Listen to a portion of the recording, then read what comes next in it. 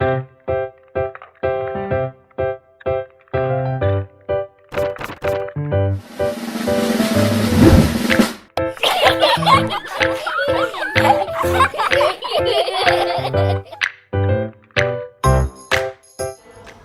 Scholars, kembali lagi di Skolcast, Sekolah Podcast. Kenalin, aku Iza yang akan menjadi host pada volume hari ini. Dan pada volume hari ini kita akan bahas tentang program kerja yang menjadi salah satu kebanggaan di Sekolah UNER Mengajar. Tak lain dan tak bukan adalah Pelangi. Dan di sini tentunya aku nggak sendiri nih. Aku ditemani sama guest speaker yang sangat keren dan kece yang telah berpengalaman menjadi PIC dalam program Pelangi ke-11. Kita sambut Kak Giga Karangga. Halo. Oke, gimana nih kabarnya? Sehat, alhamdulillah kita sehat. Oh, alhamdulillah sehat ya. Alhamdulillah. Kata pepatah, tak kenal maka tak sayang. Jadi mungkin sebelum kita berbincang-bincang ringan, boleh nih Kak Gia kenalan dulu ke audiens biar audiens tuh makin kenal siapa sih tokoh di balik Pelangi 11 ini. Ya, halo teman-teman Skolcast, perkenalkan nama aku Giga Tarang Yuda. Aku biasa dipanggil Giga. Di sini aku adalah salah satu dari PIC Pelangi. Jadi di sini aku tidak sendiri, tapi ada Dipta dan juga ada Sasa, kayak gitu. Oh gitu, oke. Nah langsung aja biar teman-teman makin paham, aku tuh kepo banget nih. Sebenarnya Pelangi ke-11 nih apa sih dan gimana program kerjanya? Pelangi 11. Jadi ini kita bahasnya bukan Pelangi 11, tapi Pelangi. Pelangi itu kalau teman-teman tahu dia itu proker pengabdian masyarakat yang dia dinaungi oleh Departemen Program. Tapi setauku tahun ini dia di Departemen SED ya? Iya, udah berubah. Iya, jadi di sini kita itu melakukan pengabdian masyarakat yang dimana kita ke daerah 3T, tertinggal, terdepan, dan terluar, kayak gitu. Oh, kalau boleh tahu kenapa sih sebenarnya sasarannya kenapa harus di 3T? Kenapa mungkin ada fokus yang jelas kenapa mengambil sasaran di 3T? Kalau kenapa kita ke daerah 3T, pastinya namanya kita pengabdian masyarakat ya. Pasti di sini kita dari PIC ataupun teman-teman volunteer ataupun yang lain, dia itu pasti kita nggak mau melakukan pengabdian masyarakat yang sembarangan. Maksudnya kita ke daerah yang mungkin belum terlalu membutuhkan, tapi kita samperin dan kita pengabdian. Tapi kita benar-benar mencari daerah yang dimana membutuhkan apa itu yang namanya pendidikan, apa itu yang namanya ilmu baru ataupun masukan baru dari kita yang dari mungkin yang udah kuliah ya, kayak gitu. Oh gitu. Kalau boleh tahu tempat Pelangi ke-11 kemarin tuh di mana? Pelangi 11. Jadi kita ini pada tahun Pelangi 11 ya, itu tahun ketiga kita di Jembul. Jembul tuh di Mojokerto. Dia itu daerah tertinggi kedua kalau nggak salah di Jembul. Di Mojokerto, sorry. Oh gitu. Oke, ini menarik banget nih. Aku jadi penasaran deh, apa sih yang bikin program Pelangi ke-11 ini jadi program yang sangat impactful banget buat adik-adik di sana, khususnya di Jembul? Nah, karena tadi aku udah bilang kalau ini adalah tahun ketiga ataupun tahun terakhir ya, Pelangi 11 itu adalah tahun terakhir kita di Desa Jembul. Pastinya kita di sini dari aku, Sasa, Dipta, PIC dan teman-teman yang lain nggak mau kalau kita memberikan hal yang sekedarnya. Jadi di sini kita itu membawakan tema yang bernama Gemaraya, Gemilang, Terampil dan Berbudaya. Di sini kita mengusung 3 konsep besar, 3 kegiatan besar, yaitu Adventure Time, Prakarya, sama Gelar Karya. Jadi konsepnya ini kita tuh semua itu nyambung. Dari kita setiap hari itu kita melakukan prakarya, terus juga nanti di Adventure Time kita mengajak anak-anak tidak hanya belajar di kelas, tapi kita belajar sambil jalan-jalan, sambil main-main. Terus juga pada saat semua kan setiap hari kan anak-anak bikin prakarya ya. Nah, prakarya itu akan ditampilkan di di Gelar Karya, di Gelar Karya. Gelar Karya itu kayak puncak kegiatan kita sekaligus penutup. Jadi di sana kita mengadakan pameran karya dari anak-anak agar nanti ditonton sama guru-guru dan juga wali murid, kayak gitu. Oh, jadi Gelar Karya itu dilaksanain di akhir hari Iya. gitu. Oke. Mungkin aku juga pengen nanya nih, bagaimana sih kita sebagai volunteer itu biar bisa beradaptasi dan menyesuaikan diri di lingkungan baru, khususnya kayak kita di kota nih, terus kita ke desa itu pasti kan juga ada hal-hal yang mungkin baru gitu kan. Kalau bagaimana kita cara agar bisa menyesuaikan, pastinya kita dari IPIC yang sekiranya udah tahu lah kondisi tempatnya gimana, dan kita kan pasti sering survei kan ke tempatnya kan. Kita selalu menanamkan dan menekankan ke anak-anak volunteer ini. kalian itu datang ke tempat baru harus tahu budaya apa yang ada di sana. Jadi jangan sampai budaya kalian yang ada di Surabaya ini ataupun di daerah-daerah kalian masing-masing dibawa ke tempat baru. Jadi di situ kita membangun apa ya? Menyesuaikan lah, kita yang menyesuaikan. Karena kalau kita nggak menyesuaikan, pasti kita itu nanti di sana bakal nggak nyaman ataupun nggak bisa enak lah hidup di sana. Ya itulah, pasti kita sebagai PIC dari 3 PIC aku Sasa Dipta selalu menekankan ke anak-anak di sini kalian harus jaga sikap dan harus mau ikutin arahan yang ada. Jadi jangan sampai kalian jalan sendiri tanpa ada koordinasi dengan kita PIC kayak gitu. Jadi kayak biar lebih menyatu dengan warga sekitar Ya. yang bisa di Jembul itu ya. Ya. Oh oke baik. Jadi mungkin bisa dikasih tahu nih ke audiens, mungkin gimana sih ketekunan dan kedisiplinan itu jadi kunci utama dalam membangun generasi yang tangguh khususnya di anak-anak di SDN Jembul. Ketekunan. Jadi kalau kita membahas tentang membangun generasi ya, pasti kita harus menanamkan dari pas dia kecil.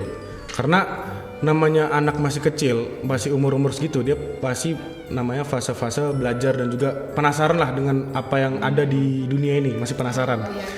Jadi ya hal itu yang kita coba tanamkan juga di Pelangi 11. Kita membangun keberanian anak-anak ini agar mereka tuh mau tampil. Jadi nggak hanya dia itu mau maju karena ada temennya, dia mau maju karena ramean aja. Tapi kita pantik dia maju tapi dengan ya udah kamu jawabanmu apa, kalau maju ayo maju, kamu harus berani, jangan sampai kamu tuh ngekor terus, dan sampai kamu di belakang temanmu terus, tapi ayo kita maju, kalau berani maju kayak gitu. Jadi pastinya kalau hal itu juga bakal bisa membangun generasi anak-anak zaman sekarang ya, karena kalau hal itu tidak ditanamkan dari sekarang ya sayang aja, pasti anak-anak itu bakal nggak ada keberanian untuk tampil di depan kayak gitu. Oh, jadi mereka tuh berani tapi beraninya bareng-bareng, nggak berani Ya, sendiri. ya. Gitu. Jadi kita di sana selalu kita pantik. Jadi kita ada soal, kita habis ngajar materi mungkin bahasa Inggris, terus yang bisa jawab nanti dapat poin ataupun dapat hadiah. Nah, hal itu jadi pemantik agar anak-anak mau maju. Biar excited gitu ya. Ya. Terus gantian. Jadi emang pasti ada beberapa anak itu yang dia tuh emang udah berani, dasarnya dia berani, dia pintar, dia berani. Nah, tapi kita gantian, nggak mungkin anak-anak yang berani maju ini kita suruh maju terus, tapi gantian yang sebelumnya nggak pernah maju atau nggak pernah nyoba untuk menjawab, kita coba untuk menjawab, kayak gitu. Oke, jadi karena kita udah bahas tentang umum di Pelangi ke-11 ini, aku juga kepo banget tentang pengalaman pribadinya dari Kak Giga. Mungkin bisa di-share pengalaman yang sangat memorable yang Kak Giga ingat sampai sekarang? Pengalaman. Jadi kalau dibilang ya, setiap hari di Desa Jembul itu dari hari kita datang sampai kita pulang itu banyak sekali pengalaman. Dari pagi, siang, malam pasti ada pengalaman tersendiri. Tapi menurutku hal yang paling aku ingat ya itu pada saat kita hari terakhir pas perpisahan itu. Jadi di sana itu nggak tahu tiba-tiba kenapa di situ aku kayak ngerasa emosional gitu, kayak wah kok sedih banget ya rasanya. Padahal aku padahal rasanya kayak pengen balik Surabaya, pengen pulang, pengen ini tiba-tiba kok udah beres, kok udah mau pulang. Gitu rasanya kayak aku kayak gitu. Merintikan air mata kayak gitu. Terus itu juga ada anak dia, jadi kan di sini kan aku megang klaster 2. Klaster 2 itu di sini ada kelas 3 sama kelas 4. Ada anak namanya Almira, dia itu ngasih dia tuh bentukannya mungkin kayak stiker bikin sendiri, dia dari kertas diwarnain terus diisolasi biar mungkin anti air ya, itu dikasih ke aku dan yang jaga klaster 2 itu. Jadi hal itu sampai sekarang tuh masih aku simpan. Tadi mau aku bawa tapi lupa, sama dia juga ngasih pin jepit rambut. Itu masih ada sampai sekarang, mau aku bawa tapi lupa tadi. Sampai ingat ya namanya. Sampai ingat. Saking memorable-nya. Iya. Ya. Kayak gitu. Oke, jadi karena tadi Kak Giga udah mention kalau misalnya di Pelangi 11 ini mengangkat tema Gemaraya. Apa tadi? Gemilang, terampil, dan berbudaya. Gemilang, terampil, dan berbudaya. Jadi gimana sih penerapan tema ini tuh selama kegiatan berlangsung? Mungkin Kak Giga juga bisa ngasih tahu ke audiens gimana caranya agar anak-anak ini bisa benar-benar terlibat dalam proses belajar. Jadi dari tema Gemaraya ini kita itu tidak hanya mengajar di dalam kelas, tapi kita mengajar dengan makanya tadi aku bilang ada namanya adventure time. Jadi adventure time ini kita belajar di luar kelas.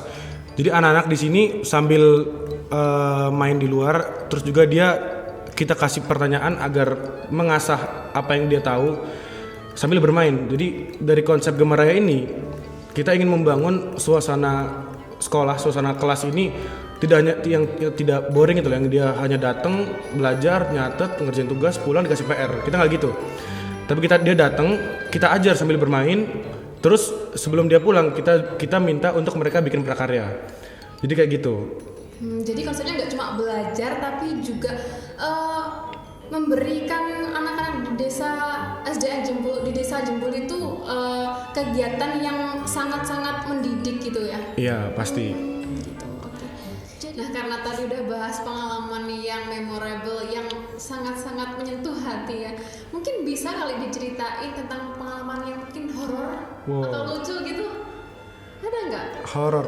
Ada. Pas itu jadi pengalaman horornya itu kita kan Hamin 1 gelar karya, kita kan turun ke bawah kan buat belanja kan. Sekaligus kita makan. Nah, karena ada satu barang yang belum beres, jadi aku sama Sasa berangkat baliknya itu nyusul. Anak-anak udah balik ke desanya, kita nyusul. Jadi masih di bawah ya? Iya, kita masih di bawah berdua. Nah, kalau kamu tahu ya, jadi desa itu kalau dari kota itu sekitar sejam lebihan lah. Jauh. Iya, dari desa ke kota. Jadi di sana itu kamu harus nanjak, nggak ada lampu, jadi benar bergelap. Itu malam-malam? Malam-malam itu, malam-malam. Jalan nanjak, nggak ada lampu, tempatnya gelap. Jadi benar harus lampu itu cuma ada di lampu motor. Lampu motor aja. Dan jalannya sepi. Nah, karena itu anak udah balik. Aku sama San mikir nih, San ya gimana San? Nih nekat atau gimana? Nekat atau gimana nih? Nah, nekat lah. Nekat, kita berdua naik jalan. Di sana itu kita tuh ngobrol apapun yang ada di kepala kita, kayak warna kesukaan, lagu kesukaan, apapun yang ada di kepala kita ngobrol. Soalnya takutnya kan kalau kita nggak ngobrol, kita kosong, tiba-tiba kesurupan kan takut ya, tiba-tiba Sasa kesurupan kan aku takut. Nah, pada mau nyampe, pas mau nyampe itu tiba-tiba itu gelap banget kan. Nah, ada satu lampu, wah Sa ada lampu, kita jalan, saya tiba-tiba lampunya mati. Jadi itu. pas udah nyampe itu lampunya langsung mati? Enggak, jadi pas mau OTW mau itu udah dekat desa. Nah, itu mulai ada lampu. Nah, pas kita lewat, set lampu itu mati. Nah, itulah kita langsung gitu. Itu kira-kira jam berapa itu? Jam berapa ya? Sekitar mungkin jam 9 jam 10-an ya. Karena kan kalau desa gitu kan kalau udah jam-jam segitu kan sepi kan, apalagi enggak ada lampu kan. Jadi di sana kita cuma ngandelin lampu motor aja. Kayak gitu. Gak ada yang lewat sama sekali? Nggak ada. Bener-bener cuma Berdua doang, makanya itu di sepanjang jalan di motor tuh apapun ada di kepala kita omongin. Yang penting ngomong. Warna sukaan apa, dulu pas kecil ngapain, cita-cita mau jadi apa, apapun yang kita tahu, yang kita kepikiran dia omongin. Ingat nggak tuh yang paling random ngomong apa? Paling random ya? Nggak tahu, tiba-tiba si Sasa bahas K-pop, padahal nggak tahu K-pop. Dia tuh bahas K-pop, yaudah aku sosok tahu aja, aku tahu Jaehyun, Mingyu dan lain-lain kayak gitu. Gitu sih. Ya ampun. Oke. Jadi kalau misalnya di atas itu pastinya kayak nggak ada sinyal nggak sih Kak? Nah, karena ya di sana itu kan daerahnya tinggi ya, jadi nggak ada sinyal. Tapi kalau kita mau dapat sinyal, kita harus beli voucher ke warga. Seingatku tuh vouchernya 5.000 sehari. Tapi karena kita banyak kegiatan padat, jadi kadang kayak nggak sempet lah beli voucher karena ditutup. Jadi karena di sana juga nggak ada sinyal, kita biasanya kita membuat kegiatan sama anak-anak, sama anak sana. Mungkin pas kita mancing ataupun ngajar ngaji. Jadi kalau setiap sore itu kita itu anak-anak ngaji. Jadi kita sebagai volunteer juga membantu guru-guru ngajinya. Kita yang gantiin. Jadi ya kita yang ngajar ngaji ke mereka. Kak Ida juga ikutan dong? Ikut ngajar ngaji aku. Ngajar ngaji. Tapi yang paling aku ingat itu pas pertama kali aku datang ke Jembul. Itu anak-anaknya langsung ngajak mancing. Itu langsung kita datang, ayo mas mancing, ayo udah kita mancing. Itu kayak mereka tuh SKSD banget. Iya, SKSD banget kayak gitu. Gak perlu susah-susah buat adaptasi, soalnya mereka emang udah berbaur gitu. Iya, apalagi tipenya anak kecil kan. Maksudnya anak kecil kalau ngeliat kamunya asik, kamunya menarik, itu kan dia mau suka deket ke kamu kan, tiba-tiba deket sendiri kan, kayak gitu. Nah, biasanya anak-anak kecil tuh suka kadang ngerusuh atau misalnya nyamperin secara tiba-tiba gitu kan Kak. Nah itu gimana caranya Kak Giga biar ngerasa have fun dan kayak menutupi rasa capeknya di depan mereka gitu? Kalau itu mungkin karena aku tipe orangnya seneng ya ketemu anak-anak ya, jadi kadang itu ya nggak capek, malahan kayak aku yang ngajak mereka. Mungkin aku pas lagi jalan ketemu anak-anak itu terus aku ajak mancing, terus mungkin pas aku di induk semang terus anak-anak tiba-tiba datang ngajak mancing. Jadi kalau aku sih bukan yang kadang kayak jenuh terus mungkin capek ketemu mereka, enggak, tapi kalau aku ketemu mereka aku seneng bawaannya, kayak ayo kita main, bisa main Uno, main remi, main kartu kayak gitu. Kalau aku sih kayak gitu. Tapi kadang tuh juga emang ada orang tuh yang dia kalau ketemu anak kecil dia capek karena energinya habis kan. Biasanya anak kecil kan masih energinya kan nggak habis-habis kan. Iya. Kalau kalau dia ngomong, kita ajak ngomong, dia nggak habis-habis, dia malah ngomong terus. Ngomong terus. Iya. Nah tapi untung aku tipe orang kayak gitu.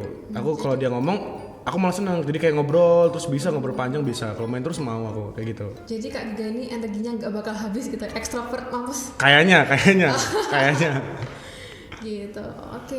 Jadi kalau misalnya mungkin Kak Giga pernah ngelihat kalau ada volunteer yang capek, itu gimana cara mereka ngatasinnya kira-kira? Kadang mereka tuh ini sih kayak lebih ke berdiam diri sih. Jadi pernah itu kan pas kita di Induk Semang tuh disamperin sama anak-anak. Iya. Kamarnya dikunci. Sengaja dikunci. Kamarnya sengaja dikunci biar anak tuh nggak masuk. Jadi ya emang teman-teman yang mau main dia di luar, tapi yang di kamar dia yang kayak mungkin capek sama anak-anak ini, dia ngunci kamar biar nggak masuk. Tapi kita anak-anak yang datang ini diajak main sama teman-teman yang mau main sama anak-anak kayak gitu. Jadi setiap anak-anak yang datang ke situ kamarnya dikunci gitu ya biar gak bisa masuk? Nggak setiap sih, tapi mungkin kalau dia lagi capek banget, dikunci. Kalau lagi pengen main ya diajak main. Gitu. Oke. Jadi mungkin bisa kali ya Kak Giga cerita suka dan dukanya selama ada di Pelangi kemarin? Suka dukanya berarti dari awal Dari proses awal ya, dari awal proses sampai terbentuknya PIC ya. Iya. Oh itu karena Pelangi ini kan salah satu proker terbesar di UM ya. Jadi prosesnya panjang. Kita itu pengabdian masyarakatnya itu kan bulan Januari. Tapi kita dipilih untuk menjadi PIC itu dari bulan, kalau nggak salah itu bulan Mei. Lama banget. Iya. Bulan tuh? Berapa ya? Juni, Juli, Agustus. 11 bulan. Wow. 11 bulanan. Jadi ya dari situ kita kan diumumin kan PSI-nya. Ada aku, Sasa, Dipta. Nah, dari awal terbentuk kita nggak bisa santai-santai. Kita langsung kerja, langsung kebut, kita bikin proposal sponsor, kita bikin tema, terus kita bikin rundown kegiatan yang mau ngapain dan lain-lain kan. Jadi PIC terbentuk itu langsung kerja? Langsung. Nah, kerja. jadi karena prosesnya panjang, kadang itu kan namanya itu juga masih maba kan, masih maba juga kan. Maba. Biasanya kan maba itu kan masih banyak ingin mencoba hal baru. Ya mungkin aku dulu pernah ikut kepanitiaan lain, Sasa juga ikut kepanitiaan lain, terus Dipta ikut kepanitiaan lain. Jadi hal itu yang kadang membuat kita nggak bisa terlalu fokus ke Pelangi. Jadwalnya keras. Iya, jadwal sering tabrakan. Terus juga karena timeline panjang, kita juga merasa kalau kalau ikut panitiaan ini masih bisa ngurus Pelangi, masih bisa. Nah ternyata ada suatu saat itu kayak ya kita bertiga tuh kayak bentrok semua dan malah menimbulkan ya konflik kecil-kecil lah. Nama kepanitiaan panjang ya, pasti ada konflik kecil-kecil. Nah tapi disitulah kita benar-benar merasakan kayak kita tuh berjuang, kita tuh di sini bareng-bareng. Kadang pun aku sama Dipta itu kayak sering curhat bareng gitu loh, kayak kesibukan kita ngapain, terus nanti ini mau gimana, terus nanti ke depan mau gimana, kita sering curhat. Jadi kita sama PIC itu nggak menutup diri tentang hal-hal yang kita punya, tapi kita sharing aja, kita terbuka biar teman-teman yang lain kayak misalnya kayak Sasa, Dipta bisa tahu kondisiku, Dipta bisa tahu kondisinya Sasa kayak gitu. Nah terus dari Pelangi ini juga pastinya aku belajar banyak. Jadi di sini aku belajar bagaimana mengonsepkan acara pengabdian masyarakat. Di sini aku belajar bagaimana cara interaksi dengan anak kecil dan juga pastinya banyak hal-hal baru yang sebelumnya belum pernah aku dapetin. Jadi gitu. Pelangi ini semacam batu loncatan buat Kak Giga buat melangkah ke yang proker-proker selanjutnya gitu ya? Iya, karena di sini kan namanya aku mahasiswa FISIP ya, humaniora ya. Pastinya aku mau mau mencari hal baru lah. Namanya kita di sini jurusan sosial, pasti kita harus berinteraksi dan juga memiliki kemampuan yang khusus, mungkin dari public speaking, dari yang lain-lain. Nah di situ yang membuat membuat jadi masukan baru lah buat aku agar nantinya aku bisa lebih lagi buat kedepannya kayak gitu. Gitu. Oke, jadi karena tadi udah bertanya-tanya tentang banyak banget, aku mau nanya pertanyaan terakhir dan mungkin aku pengen tahu nih bagaimana sih dampak Pelangi ke-11 ini bagi masyarakat di Desa Jembul sendiri dan juga dampaknya bagi Kak Giga. Dampak ke masyarakat Jembul pastinya karena ini adalah kemarin yang Pelangi 11 adalah pelangi terakhir. Jadi di situ kita benar-benar memberikan sebuah kesan yang sebelumnya tidak pernah mereka dapatkan. Kesannya seperti apa? Di situ kita benar-benar memberikan apa yang mereka butuhkan. Contohnya musik kayak papan tulis, terus kita ngasih poster edukasi, bola voli, dan juga di situ kita membawakan hal yang baru. Mungkin parenting pun itu kita ini di sini mengajak orang-orang tua Desa Jembul ini agar anak-anak ini tidak hanya sekolah sampai lulusan SMP ataupun SD. Karena sebelum kita memberikan parenting ini pasti kita survei kan kebutuhan apa sih yang dibutuhkan sama orang tua Desa Jembul. Nah dari survei itu kita mendapatkan bahwasannya di sini tuh butuh edukasi tentang sekolah itu penting. Nah jadi dari situlah kita memberikan, jadi di sana kita juga mengundang pembicara yang benar-benar bisa, yang benar-benar pada bidangnya ya, jadi pada bidangnya. Terus pas kita lihat pun juga orang-orang tua setelah parenting itu orang tua di sana emang benar-benar mungkin memiliki pemikiran baru ya. Jadi pas sesi tanya jawab lebih orang tua yang aktif kayak fungsi sekolah atau apa, kenapa anak saya harus sampai kuliah atau apa. Nah karena pembicara yang kita bawakan emang pada bidangnya dijawab dengan akademis kayak gitu. Terus kalau buat impact buat aku ya pasti yang kayak aku bilang tadi, karena kalau prinsipku kalau ikut kepanitiaan ataupun kegiatan organisasi apapun, kalau kamu jalani sungguh-sungguh pasti kamu di sana bakal mendapatkan mendapatkan hal yang baru ya, hal-hal yang belum pernah kamu dapatkan sebelumnya. Sayang juga kan misalkan kalau kamu ikut kepanitiaan ataupun organisasi tapi kamu menjalani nggak sungguh-sungguh, pasti gitu ya? Iya pasti rugi. Kamu di sana hanya ikut datang rapat pulang, malah kamu capek, buang waktu, buang tenaga. Tapi kamu nggak dapat yang sebenarnya penting kayak gitu.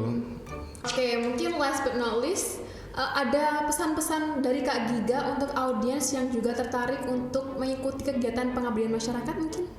Ya buat teman-teman yang mungkin tertarik dengan pengabdian masyarakat, kalian bisa langsung ikut aja proker-proker pengabdian masyarakat yang ada di UNER ini. Jadi di UNER ini banyak sekali proker-proker Pengmas, itu mungkin dari BEM ataupun dari UNER Mengajar juga ada proker Pengmas. Jadi teman-teman di sini harus mengimplementasikan Tridharma Perguruan Tinggi, yaitu pengabdian masyarakat. Kalian sebagai mahasiswa, sebagai yang memiliki ilmu lebih lah daripada orang-orang di luar ini, kalian salurkan ilmu yang kalian punya agar nanti adik-adik ataupun teman-teman yang mungkin daerah tertinggal bisa mendapatkan hal yang baru ataupun ilmu yang baru dari kalian. Jadi mungkin kenapa kamu kok dari tadi kayak tertarik banget sih kayak aku ikut Pelangi ini? Excited banget gitu loh, pengen daftar Pelangi tahun depan atau mungkin tahun ini ya? Tahun ini. Seharusnya sih Januari. Kalau sesuai timeline masih Januari sama. Januari berarti tahun depan ya? Iya. Oke. Aku bakal tertarik deh kayaknya dan join Pelangi ke-12. Ya buat teman-teman mungkin yang tertarik jangan lupa kalian langsung daftar Pelangi 12. Tapi kalau masalah opernya kapan saya nggak tahu. Tapi nantikan aja IG UNER Mengajar dan Pelangi 12. Stay tune. Wah luar biasa banget nih. Terima kasih Kak Giga udah mau meluangkan waktunya untuk ngobrol-ngobrol di Skolcast pada hari ini. Semoga obrolan kita bisa jadi inspirasi bagi audiens. Sampai jumpa di volume selanjutnya. Have a nice day and goodbye.